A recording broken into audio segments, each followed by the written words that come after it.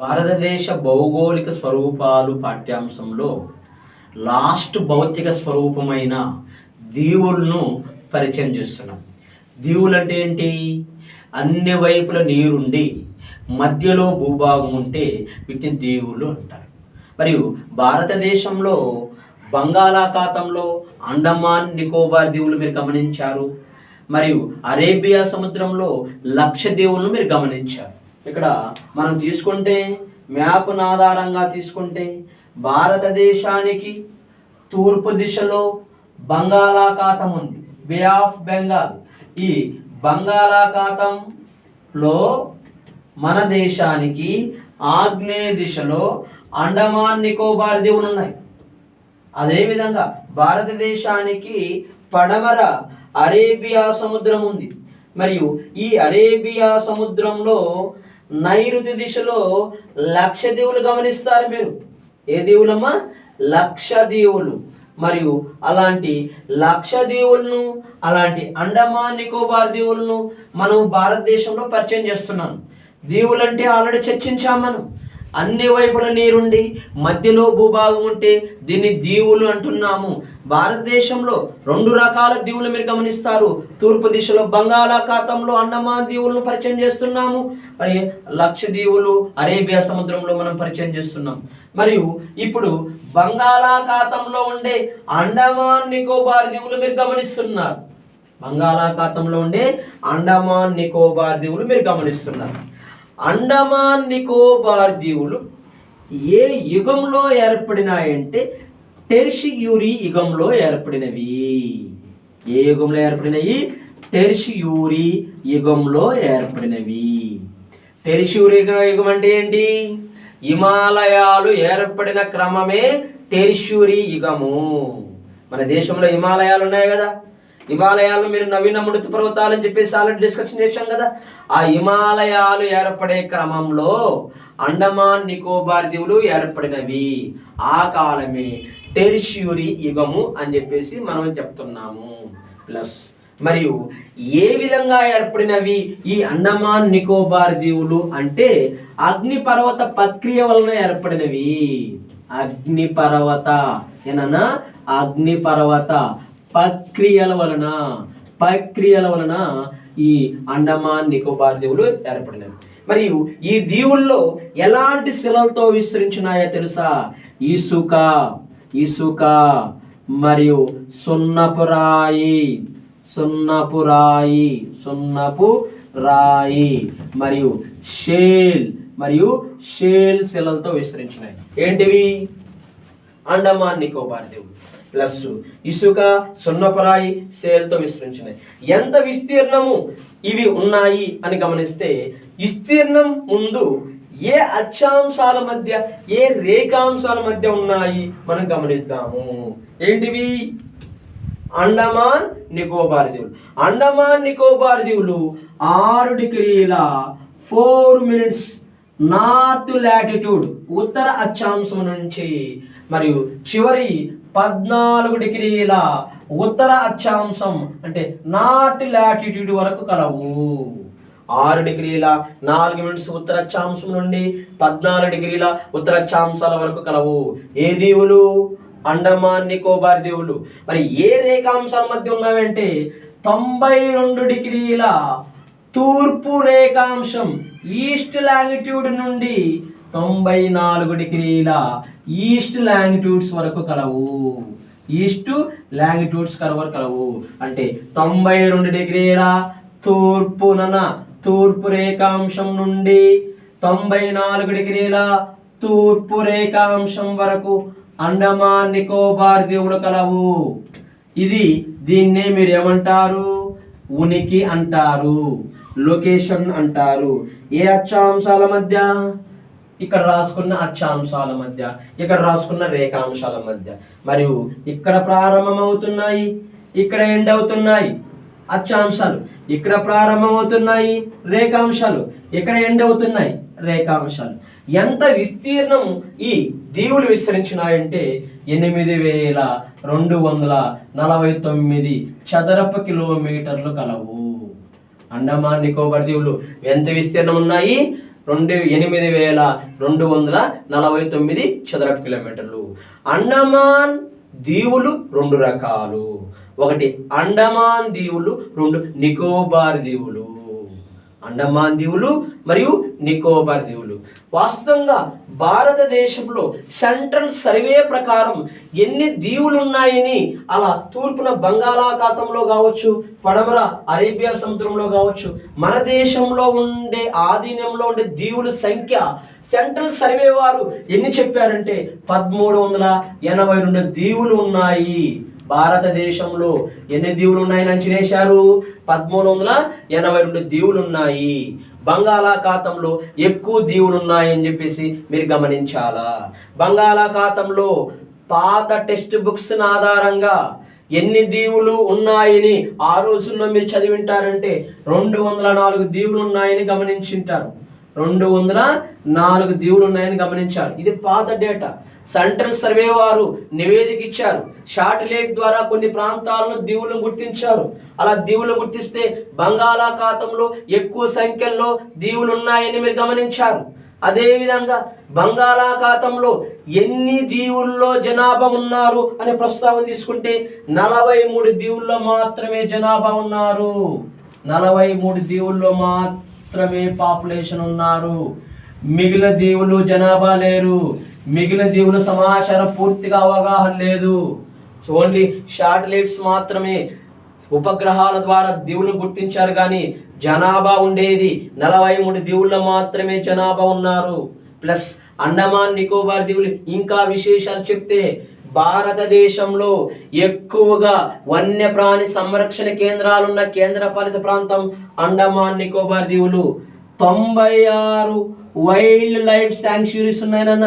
96 వన్యప్రాణి సంరక్షణ కేంద్రాలు ఉన్నవి. ప్లస్ 9 నేషనల్ పార్క్స్ ఉన్నవి. 9 నేషనల్ పార్క్స్ ఉన్నవి. ఎక్కడ? అండమాన్ నికోబార్ దీవుల్లో ఒక బయోస్పియర్ కనపడుతుంది. ఒక బయోస్పియర్ కనపడుతుంది. ఒక హాట్స్పాట్ గమనిస్తారు. ఒక హాట్స్పాట్. అండమాన్ నికోబార్ దీవులు అనేది ఒక హాట్స్పాట్. హాట్స్పాట్ అంటే ఏంది? అధికంగా జంతు వైవిధ్యం ఉండి అధికంగా వృక్ష వైవిధ్యం ఉన్న ప్రదేశాన్ని హాట్స్పాట్గా గమనిస్తారు. అదేవిధంగా బయోస్పియర్ అంటే అధికంగా జంతు వైవిధ్యము, వృక్ష వైవిధ్యమును కాపాడుతూ ఆ ప్రదేశంలో పరిశోధన కేంద్రాలు ఏర్పాటు చేసుకుంటే అలాంటి ప్రదేశాన్ని బయోస్పియర్ అంటారు. అండమాన్ నికోబార్ దీవులు ఒక బయోస్పియర్ ఉంది. దాని పేరే గ్రేట్ నికోబార్ బయోస్పియర్ అంటాము. మరియు అలాంటి great Nicobar biosphere plus Andaman Nicobar దీవులు ఒక హాట్స్పాట్గా చెప్పుకుంటున్నాము. 9 నేషనల్ పార్క్స్ ఉన్నాయి. 96 వన్యప్రాణి సంరక్షణ కేంద్రాలు ఉన్నాయి. ఎలాంటి నేలలతో ఎలాంటి శిలలతో విస్తరించినాయి? ఇసుక, సున్నపరాయి శిలతో విస్తరించినాయి. ఏ ప్రక్రియ వల్ల ఏర్పడినవి ఈ దీవులు? అగ్నిపర్వత ప్రక్రియ వల్ల ఏర్పడినవి. ఏ సమయంలో ఏర్పడినవి? టెర్షియరీ యుగంలో ఏర్పడినవి. ఏ అక్షాంశాల మధ్య ఉన్నవి? 6 డిగ్రీల 4 మినిట్స్ ఉత్తర అక్షాంశం నుండి మరి 14 డిగ్రీల ఉత్తర అక్షాంశం వరకు, 92 డిగ్రీల తూర్పు రేఖాంశం నుంచి 94 డిగ్రీల తూర్పు రేఖాంశం వరకు ఉన్నవి ఈ అండమాన్ నికోబార్ దీవులు. ఈ అండమాన్ నికోబార్ దీవుల్లో ప్రజలు ప్రధాన పంట వరిని ఎక్కువగా పండిస్తారు. ప్రధాన పంట ఏంటి? వరి పంట అని చెప్పేసి మీరు గమనిస్తారు.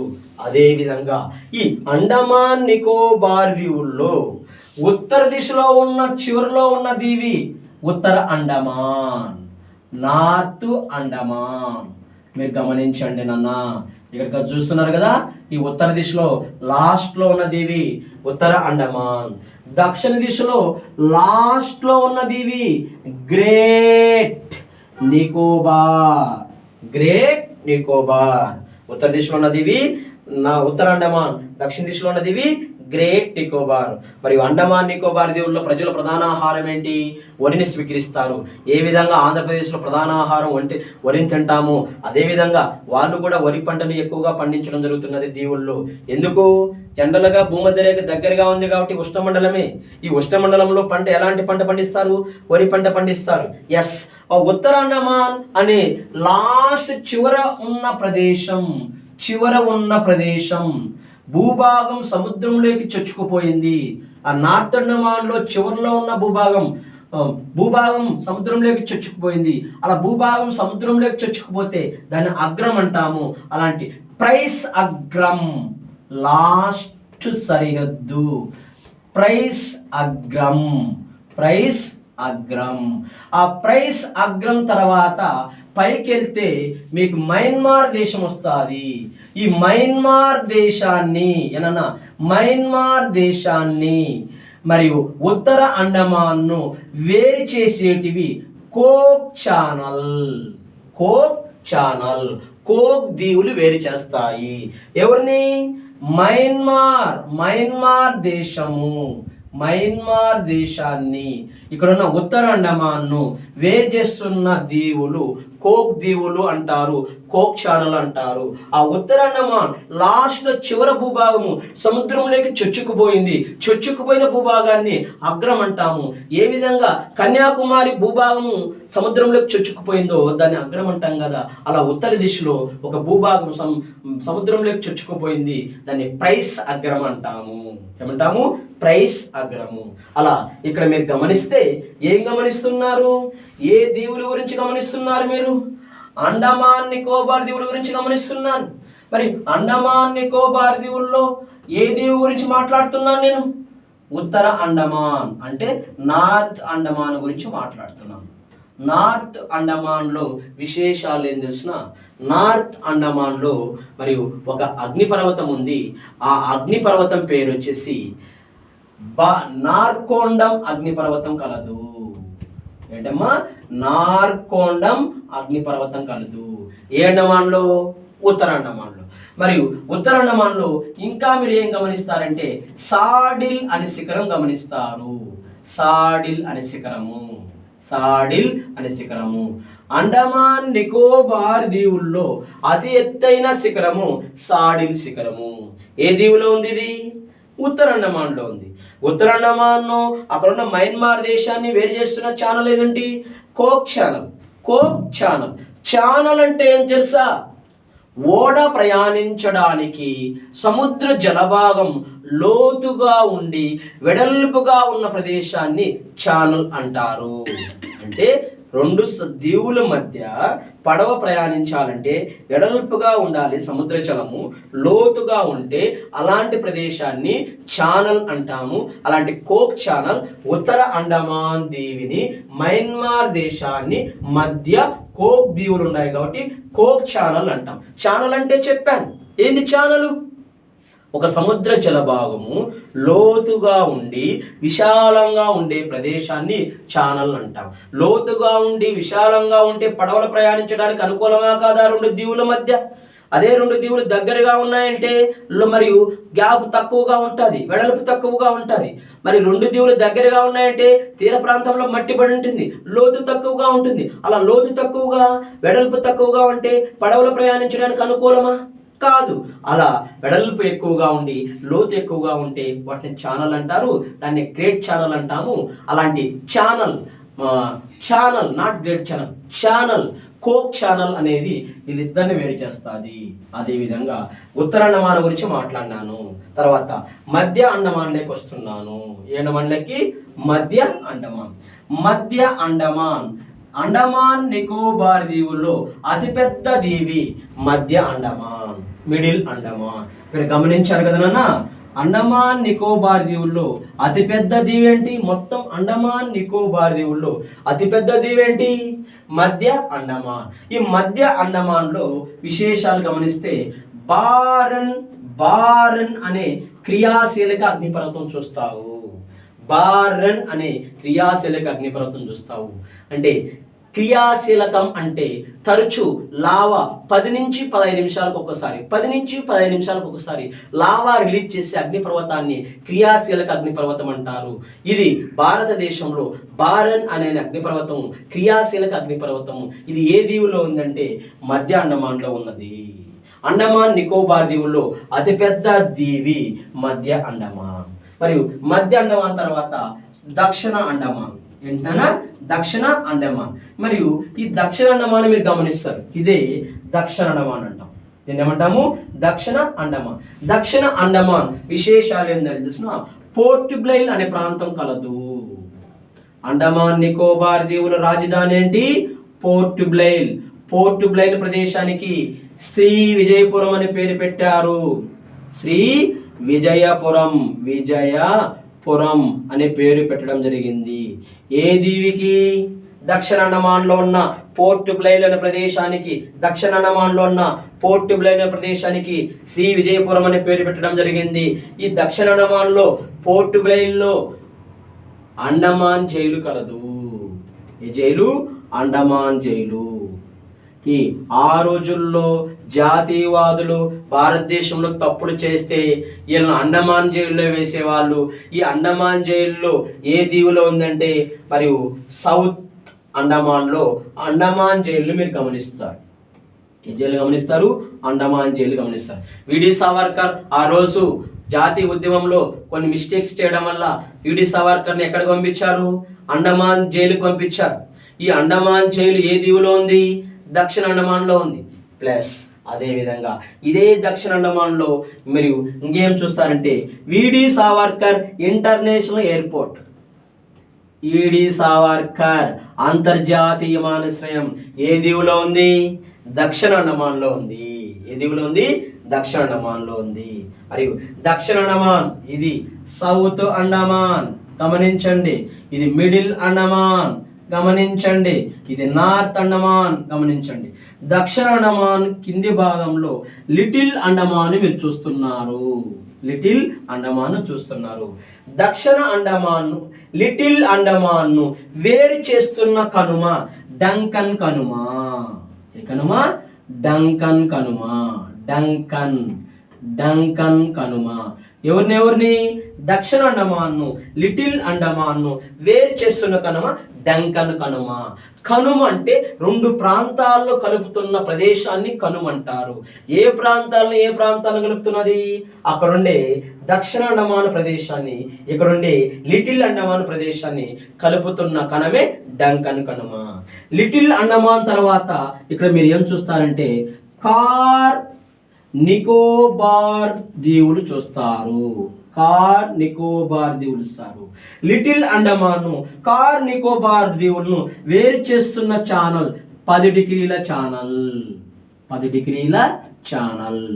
ఛానల్ అంటే ఇప్పుడే చెప్పాను, వెడల్పుగా ఉండి జలభాగం వెడల్పుగా ఉండి లోతుగా ఉండే ప్రదేశాన్ని ఛానల్ అంటున్నాం. లిటిల్ అండమాన్ కార్ నికోబార్ దీవులను వేరు చేస్తున్న ఛానల్ 10 డిగ్రీల ఛానల్ వేరు చేస్తున్నది.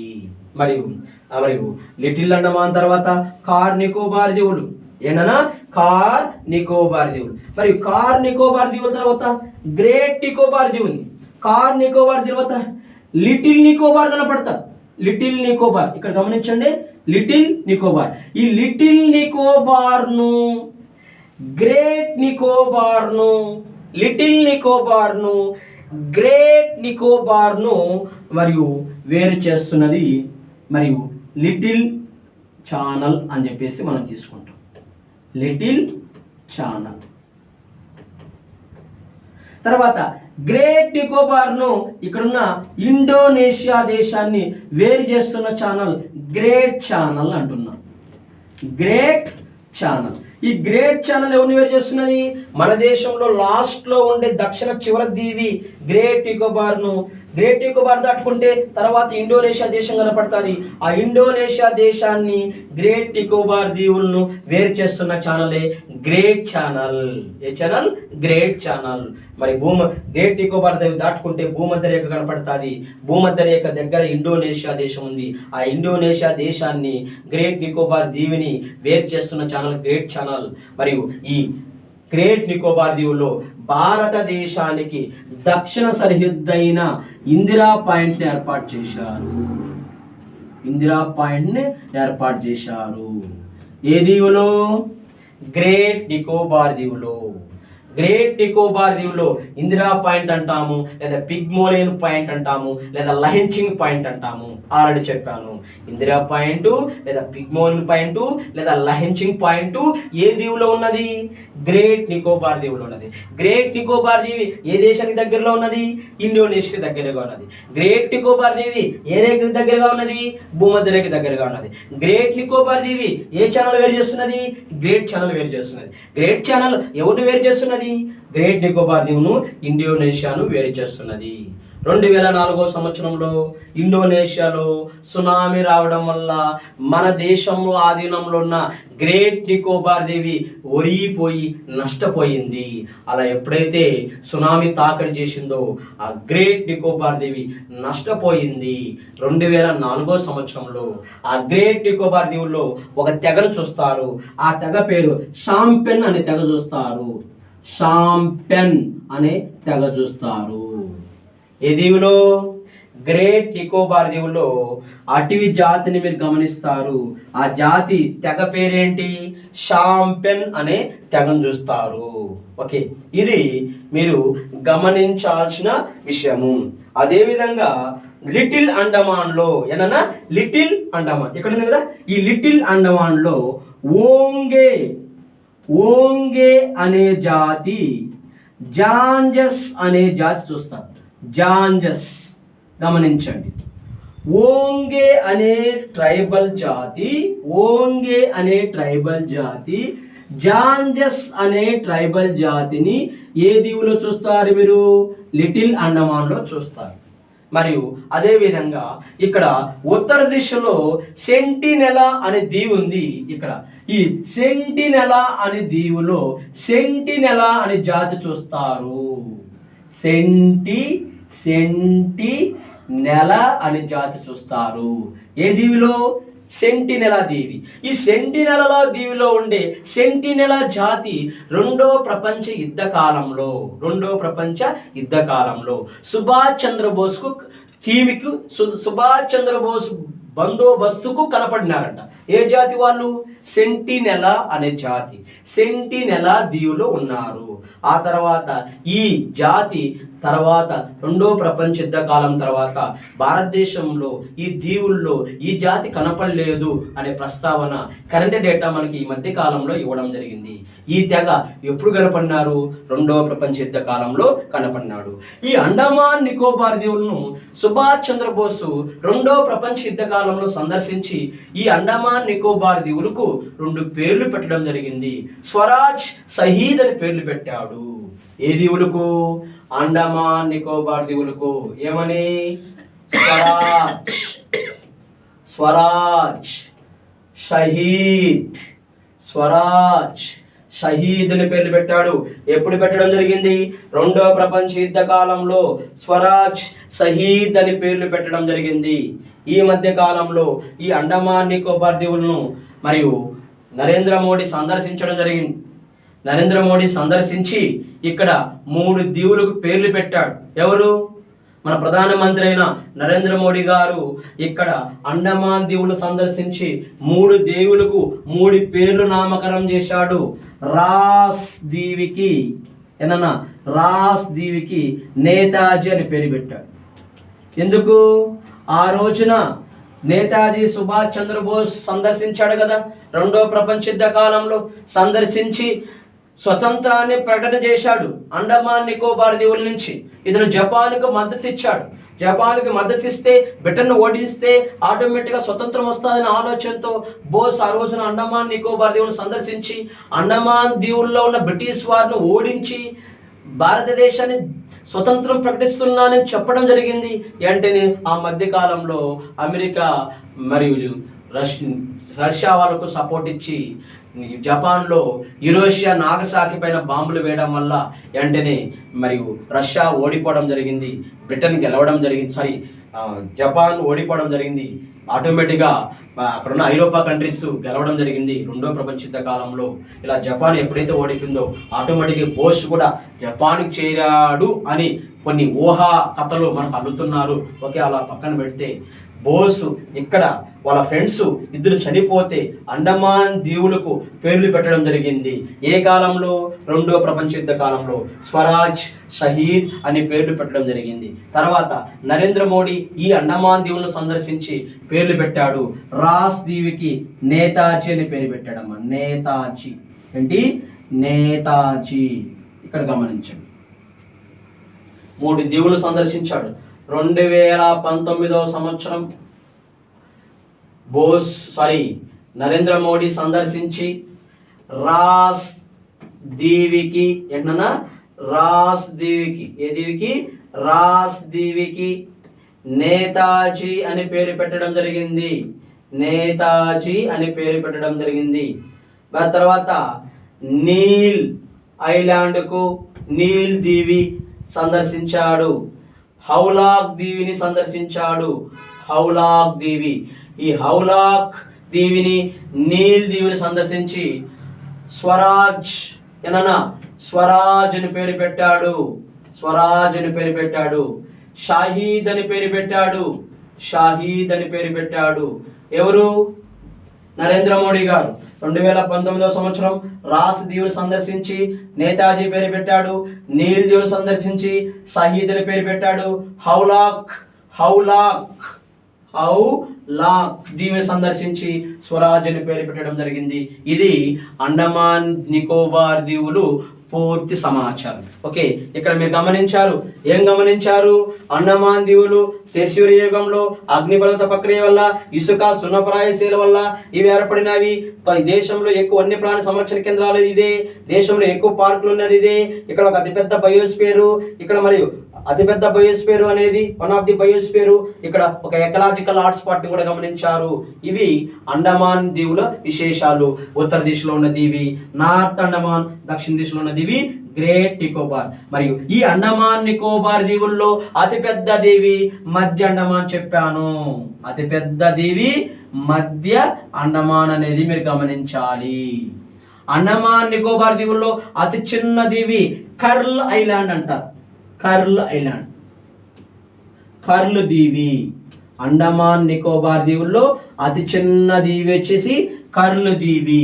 అండమాన్ నికోబార్ దీవుల్లో అతిపెద్ద దీవి వచ్చేసి మిడిల్ అండమాన్. ఓకే, ఇవి దీవుల గురించి పూర్తి సమాచారం.